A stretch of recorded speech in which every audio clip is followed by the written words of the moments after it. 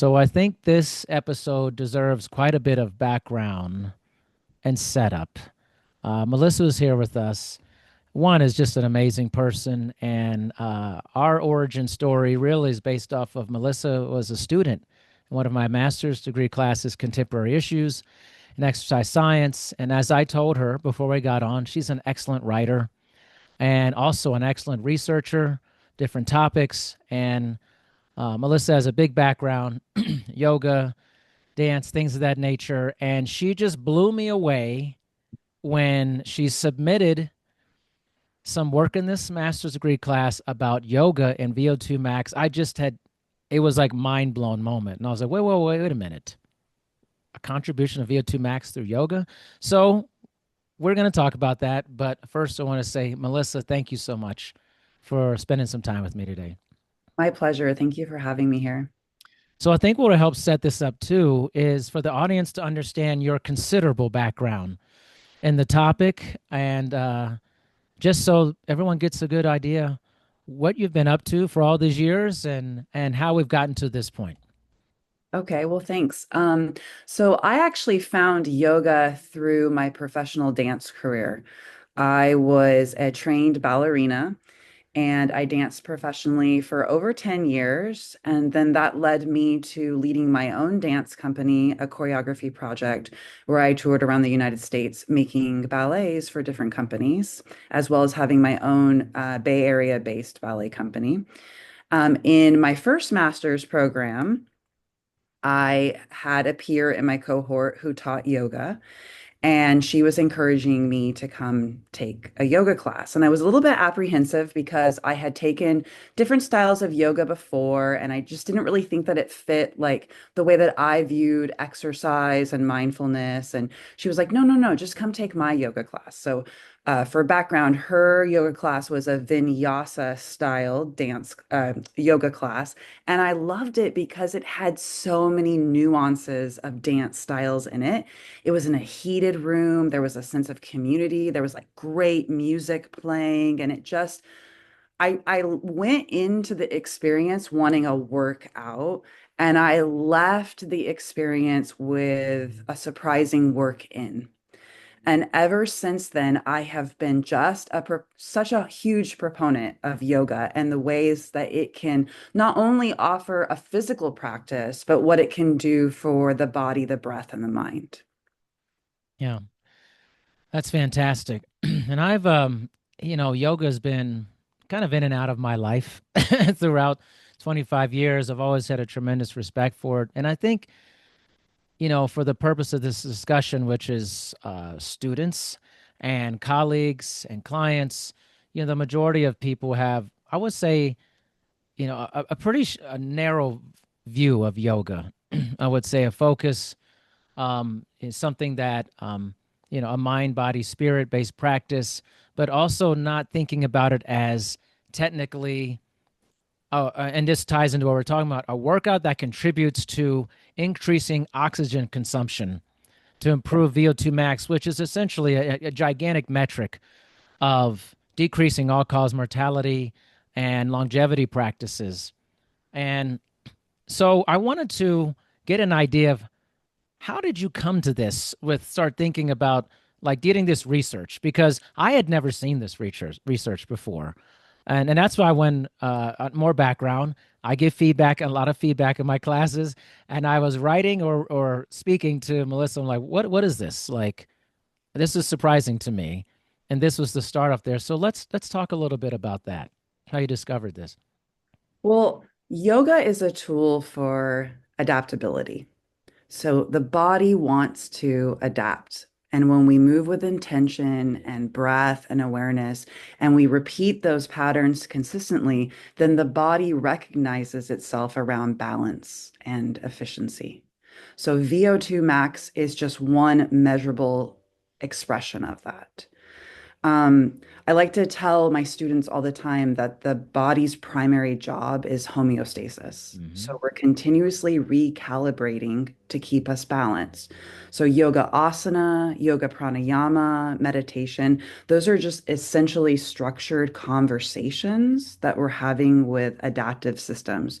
So when you practice consistently, your breath, your nervous system, and your muscles, they all learn to respond more efficiently. So my research is really targeted around the homeostasis, the physical adaptations that yoga can provide. And I think a lot of people that haven't practiced yoga consistently, haven't found the right yoga teacher, the right yoga space. They're coming into the conversation of yoga with some preconceived notions that might be a little dated, or that structure just around something kind of like slow and not Yeah. aerobic enough. And there is such a wide range of yoga out there, especially like within the past 10 years. We've seen such a boom in the yoga industry. And so I think a lot of people are just coming in with, I don't want to say like a negative connotation, but maybe not like an accurate understanding about like how yoga can support them in their aerobic and cardiovascular goals. Yeah, I'm gonna say, I think a lot of people have. My speculation is a lot of like movie yoga, and What's it's kind movie of. yoga? I'm gonna explain. It's Okay. almost a yoga you see in a movie that is just extremely gentle, and it's very much more like a meditative version of it, not necessarily something that you would see that is, for the purpose of this conversation, more dynamic, that is pushing cardiovascular endurance for that. I never see in a movie, that's why I call it movie yoga, where it's like, wow, that looks a little more intense than it looks just more just relaxing more than anything and not pushing cardiovascular endurance on some level to it. It's just what I always see in a movie when it's like they're on vacation or something like, oh yeah, movie yoga. I'm like, type of thing.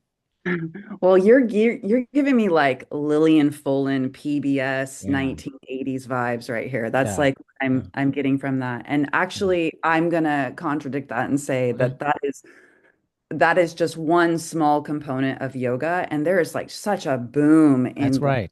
yoga corporations that are out there. I mean, I know I've taught for them, and um, there is just a huge interest in what yoga is offering right now. Yeah. And there's all these like hybrids of yoga too. Like we see a lot of like yoga with weights, yoga Hmm. fusion, different things like that. So, and this is a big discussion between yoga teachers and exercise fitness teachers too, because a lot of what we see in those sort of like big box corporation yoga studios is it's moving towards more of exercise and moving Mm. away from the spirituality component of what yoga really is.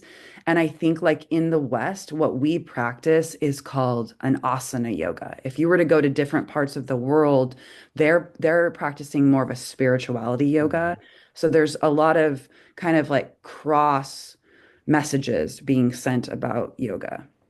But let me tell you, you can increase your cardiovascular rate by taking a yoga class. And I know because I've taken them and I have taught them. So, So tell me, so explain to the audience um that concept, like what, because they're probably thinking, okay, maybe I haven't taken a yoga that does push more cardiovascular endurance. How would you describe that version of yoga and what that would be like? well, a lot of times too, we're also thinking about like a heat component too, because Right. a lot of what people are doing now is like a hot yoga. Mhm. So just like a 60-minute or 90-minute class by itself can be taxing, but then you put in that 95-degree heat, that 105-degree heat, that 40% humidity, and all of a sudden you are working out. So when I talk about like what's happening in yoga, there's also this component of pranayama. Okay. So pranayama is connected to asana, and asana in Sanskrit literally means seat. So when it started out, physical postures were just meant as a reason to prepare the body for pranayama and for meditation. Okay. Now, what we see are these like huge variations of what asana can be. And a lot of over time, especially within the past 30 years, there's been this physical activity, gymnastics, kinesthetics, like military-based exercises that have been integrated into yoga practice.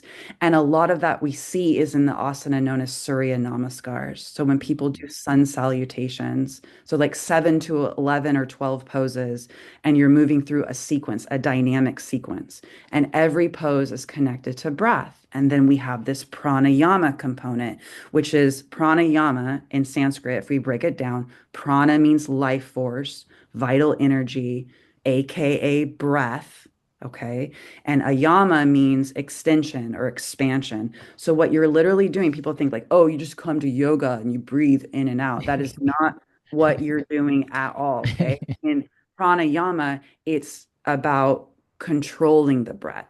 It's about internal regulation of the movement of the prana through the breath. And when you do that, all of a sudden you're improving your VO2 max, you're increasing your endurance, you're reducing perceived exertion. At the same time, you're improving recovery after exertion.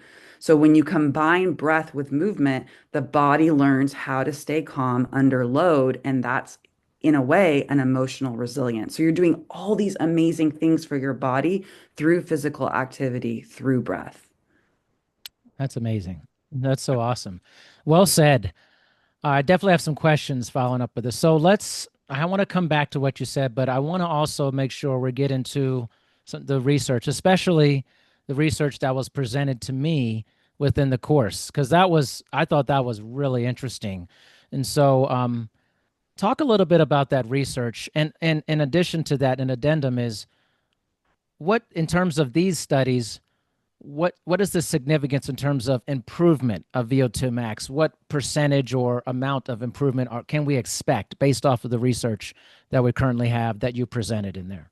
Sure. Let's talk about the first study. So it was yoga, pranayama, VO2 max, and aggression in swimmers. Okay. So this study is by Rinchu and Manikam, and it worked with 50 competitive swimmers from Kerala, which is a west coast town in India. And these were young athletes, so groupings of 18 to 21.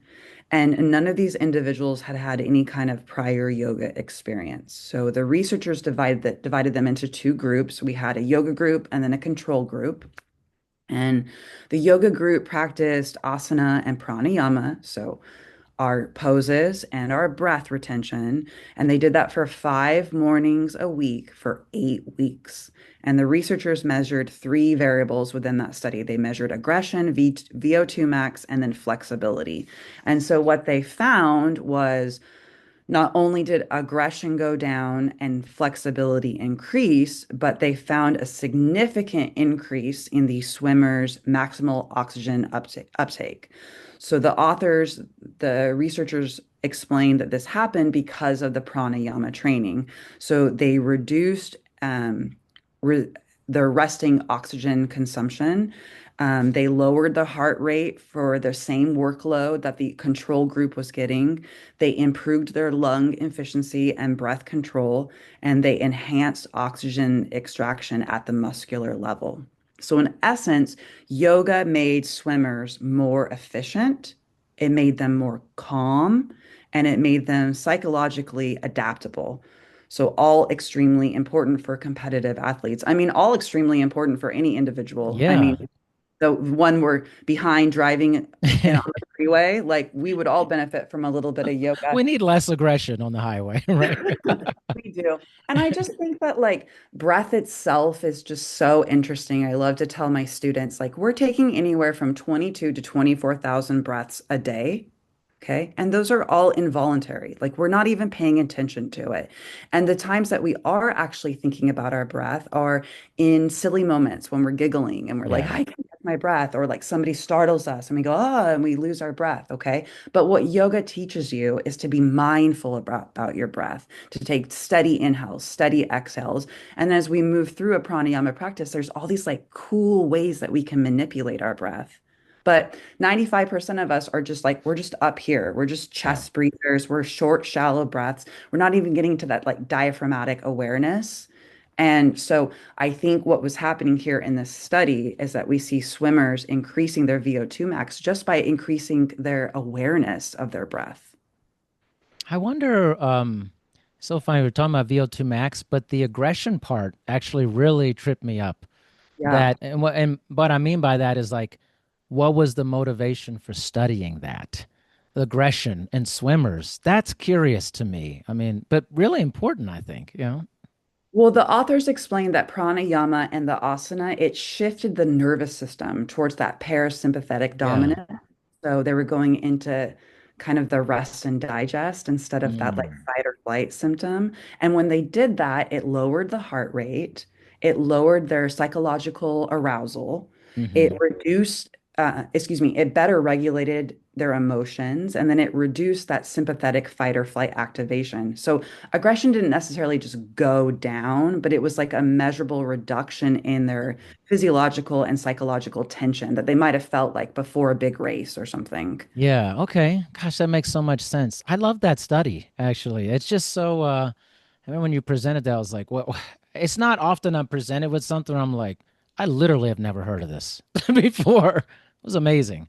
Well, there's another cool study too that I brought to your attention, Yeah. okay? And so this one's a little bit like more, I would say, known and famous. So it was about long-term yoga improvement with VO2 max and fitness in adults.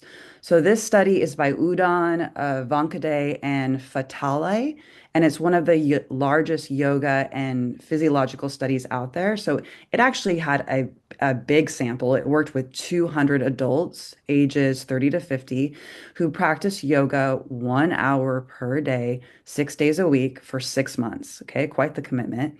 And the yoga sessions included asana, pranayama, and meditation. And they looked at several cardiorespiratory markers. So they're looking at like their PFI index, their physical Mhm. fitness index. They're looking at VO2 max. They're looking at BMI and weight. They're looking at the basal metabolic rate. And they measured and found through a validity test that after 6 months of yoga, VO2 max increased by 14%. A very meaningful shift That's for significant. adults. Yeah. Yeah, for adults not training in sort of like a high Right. intensity exercise Yeah. regimen. So why did it increase? Why did it increase? Well, the author cited that it improved yoga improved muscular endurance. It increased the oxygen extraction. It provided better blood flow to working muscles. There was a reduction in the vascular tone from the parasympathetic activation, and it increased efficiency of the respiratory system. So, in Mm. other words, yoga improved the economy of the Mm. cardiorespiratory system. Man, I'm telling you, that's mind blowing. And I'm going to say why, because the traditional idea of improvement of VO2 max is very much linked to your more high intensity based exercise, or also like your 2 to 4 minute interval range, where it Yeah. may start a little easy. And then by that last minute, I mean, you're struggling pretty hard. And I think the significance of that is a different pathway for achieving a similar result because clearly there's many ways to get to a similar point. And for a lot of people, a more high intensity activity, whether it's biking, whether it's running, whether it's any high intensity based resistance training work, is not attractive to a lot of people all the time. And so often I see a lot of people not engaging in VO2 max based training because one is just incredibly painful and not attractive to a lot of the population. So this to me, what drew me was like, oh, another pathway that is probably actually more digestible to a larger population, larger percentage of population. Speculation, all speculation for that. But I don't know. What do you think of that? I just think that there's a component to yoga that we haven't really addressed that much. And I think the reason why people see an increase in it is because it is a body, breath, and mind Yeah. exercise. And so when individuals are in a yoga class, there's a community setting. Yeah. Okay. In yoga and Sanskrit language, we call that our Sangha. We're part of a community. There's motivation from others. We're very close, mat to mat. Yeah.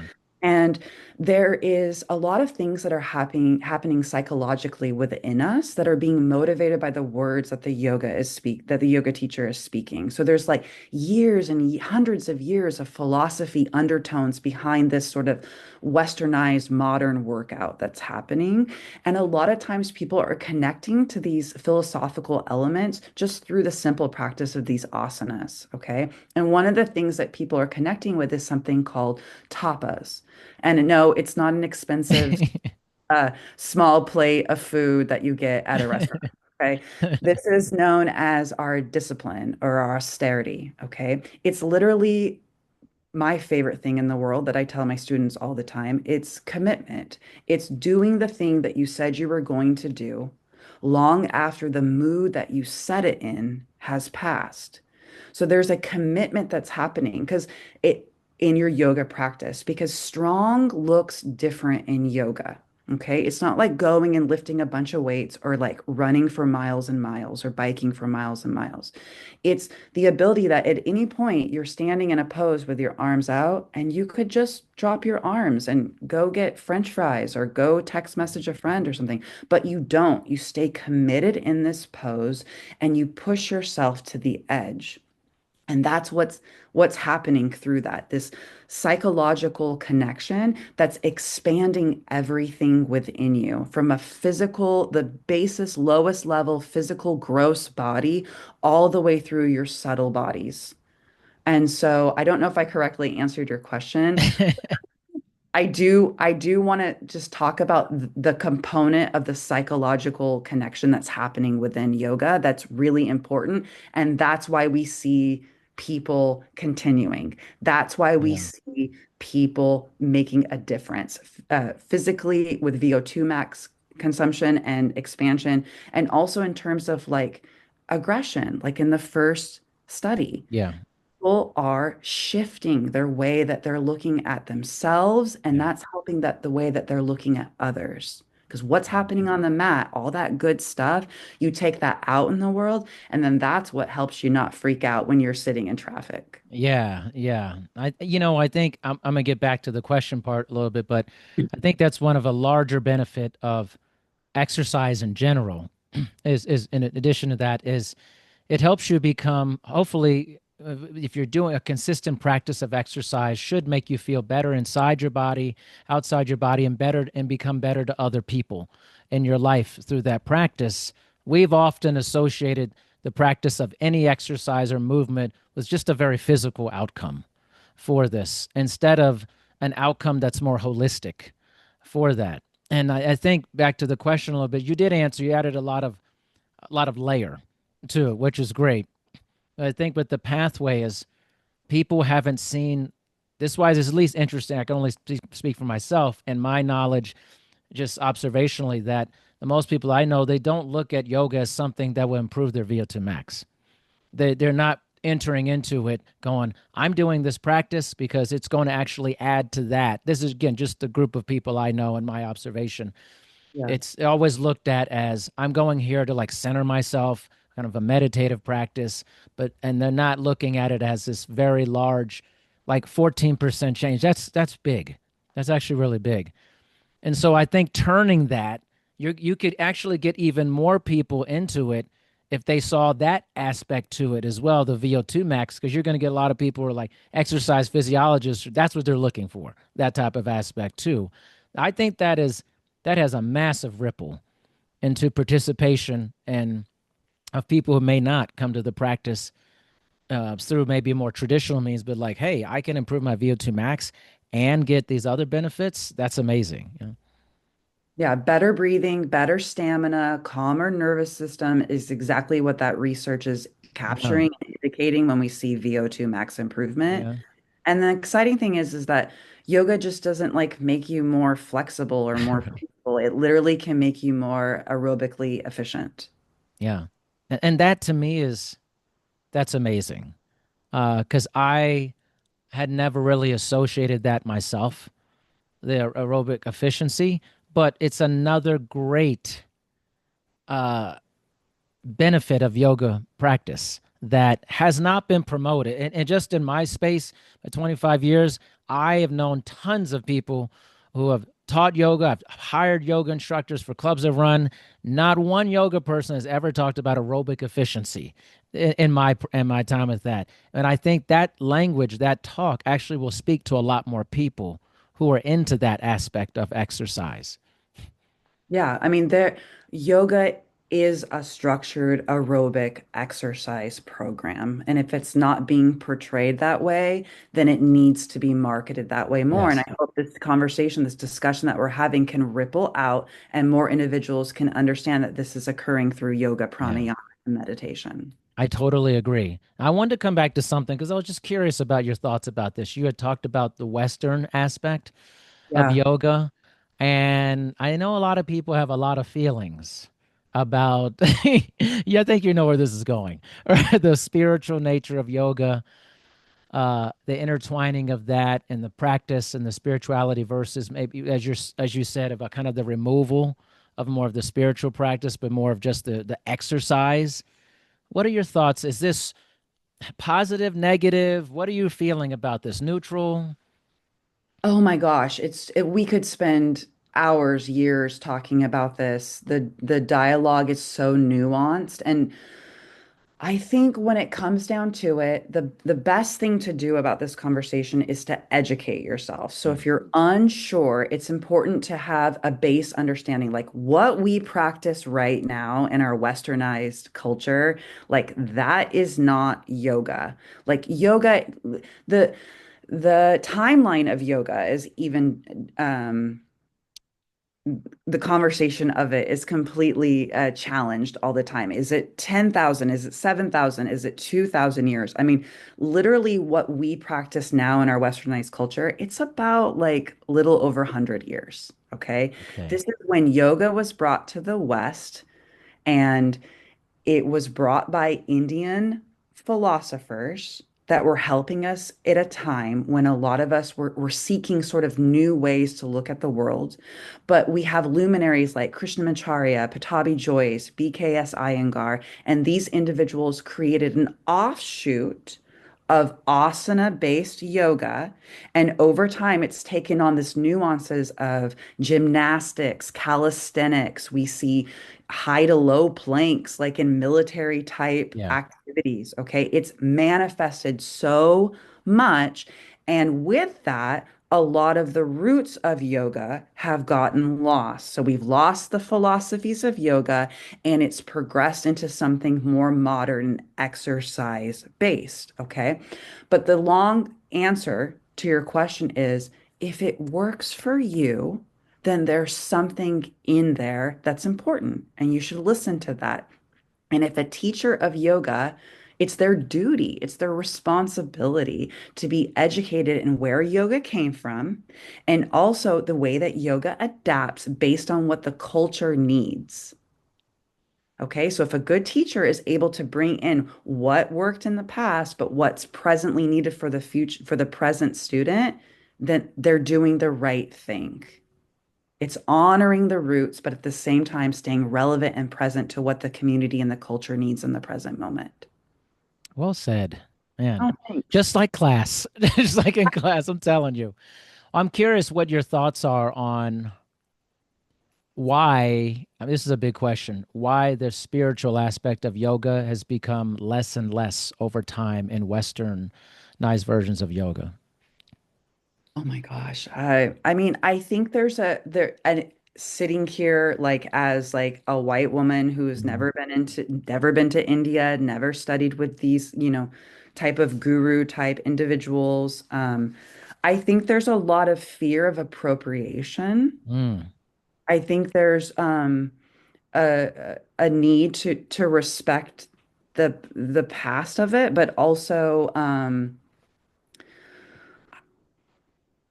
when you are teaching a class, and I know you know this through, and Hmm. hopefully the listeners too that have taught any type of physical activity class, okay, there is a lot of things going on, okay? You are not just teaching a class to one student, you're teaching a class to 25, 40, 60 students, how many are in your class. That's a lot of bodies that you are taking care of. There's a lot of physical alignment things that you are trying to support your students with. There's the music, there's the clock, there is your peak pose that you're working for. There's a lot of like pins in the air that you're juggling. And I think a lot of times teachers get stuck on teaching the physical aspects of it. They let the physical poses drive the yoga car Right. instead of letting other aspects like pranayama, meditation, philosophy, those things work themselves in. So I just think it takes a skilled and experienced teacher to find a way to make a well-rounded class that can that can be a cornucopia of all of those things. And sometimes, things get left out. And Yeah. unfortunately, a lot of times the things that get left out are the philosophy aspects of it because you're trying to support the student and the student's there because they want to work out. They want to work out. And it's Yeah. your job as the teacher to also help them, like I said in the beginning of this, to find a work in. Yeah. What about the certification organizations for yoga? Is the curriculum indicative of one that has the spiritual practice within it, or is it non-spiritual practice based? That is such a fantastic question. So there is one large governing board of certifications for yoga teachers. It's Yoga Alliance. Hmm. And I am a certified Yoga Alliance teacher as well as running a school that offers a yoga teacher training 200-hour certificate. And that governing board is exceptional about having students that are teacher trainees to become a teacher, having an education that's well-rounded, that's checking all the boxes when it comes to asana, pranayama, teaching techniques, anatomy and physiology, yoga philosophy. And I do have to say that as somebody that leads all of those classes for my teacher trainees, students, as soon as they learn about the philosophies of yoga, lifestyles, and ethics, they're so enamored by it. It's so deep. It's like I Mm. tell my students, these are all the things that they're talking about in these philosophies, like through the ancient texts, like the Mm. Bhagavad Gita, the Upanishads, the Yoga Sutras of Patanjali. Like these are all things that we feel inside that we've learned along the way, and somehow we just need to be reminded of them. And that's what these ancient texts do. But again, a lot of times, new teachers, young teachers, they have a hard time finding a way to integrate those themes into their physical asana-based classes and these sort of like big box corporation Yeah. students. It's so amazing. It's interesting, right? I mean, it's as someone who's been in exercise for a long time and as a professor and stuff, I actually spend a lot of time in like certified personal trainer courses that I teach at various colleges on philosophy, because I actually think it's a huge part of the practice of whether you're a personal trainer or group exercise instructor. But we're so focused on the exercise physiology aspect of it, which is great, which is totally great having baseline information for that. But we don't often talk about the philosophy related to oneself, your own practice, how you show up to your sessions with clients, and also teaching clients about philosophy and different forms of philosophy, whether it's, in this version, pragmatism, naturalism, axiology, metaphysics, all these different things are important. And my thought process behind why students may love the lifestyle, ethics, yoga part, because it speaks to becoming more human and how to become a better person through yoga.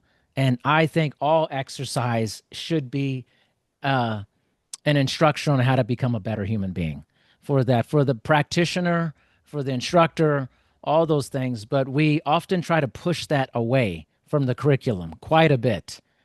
in lieu of let's talk about chronic adaptation, acute adaptation, the Krebs cycle, electron transport, again, which are important, but it often is in lieu of actually spending a lot of time on the self improvement part for that. So I love that. I've always loved that about yoga. I was just curious how much of that was a part of the curriculum. You know, Definitely a part of it because when it comes down to it, yoga is about yoking. It's about a union. It's about understanding more about yourself. And when you find out about yourself, then you can show up and be better for the individuals around you. And I think we can all agree that no matter what the workout is that we're picking, yeah, we always feel like a better human being. We always feel like our bigger capital self after that workout. 100%. Everything else that we were bringing in, it doesn't feel as drama or important afterwards because we're clear-headed. We've moved stuff around, we've shifted all those thoughts and those emotions. I tell my students all the time, if you have that thought loop going through your head, take a deep breath in, just sigh it out, and that's going to help move that thought through. Yeah, I mean, you're speaking a huge truth here. I'm telling you, when I was in college many, many years ago, whenever I would have some conflict in my life, and I was a collegiate athlete, so I was already working out, but I would also go to the recreational center at my college and I would work out, and I always felt so much better afterwards. Whatever was bothering me was essentially no longer an issue for me. And I remember I realized that so early in life that this has an incredible medicinal approach here, this thing that we're doing. And it continues to be so beneficial for me in my life and sounds like obviously for you and your life. And what an incredible impact you've had through your work and dance and yoga. And now, as an educator and someone going through school, you're going to continue to have an incredible impact in the lives of a lot of people, Milissa. I appreciate that about you. Thank you. Yeah. Well, thank you for giving me some of your time and being open to doing this. Um, just really amazing. And I can't say for the audience, I can't say enough good things about Milissa. I've taught the classes she was in, I've taught 8 jillion times, I swear. And she was one of the most memorable people that has ever gone through that class. I was just endlessly impressed from day one through the last day in the class. You were amazing. Thank you. Well, hopefully, we can continue the research about the impact of yoga and VO2 max and continue the conversation. And so more individuals can understand about all the great things that are happening with yoga and aerobic capacity. Most definitely. Thank you so much for your time, Melissa. Appreciate you. Sure.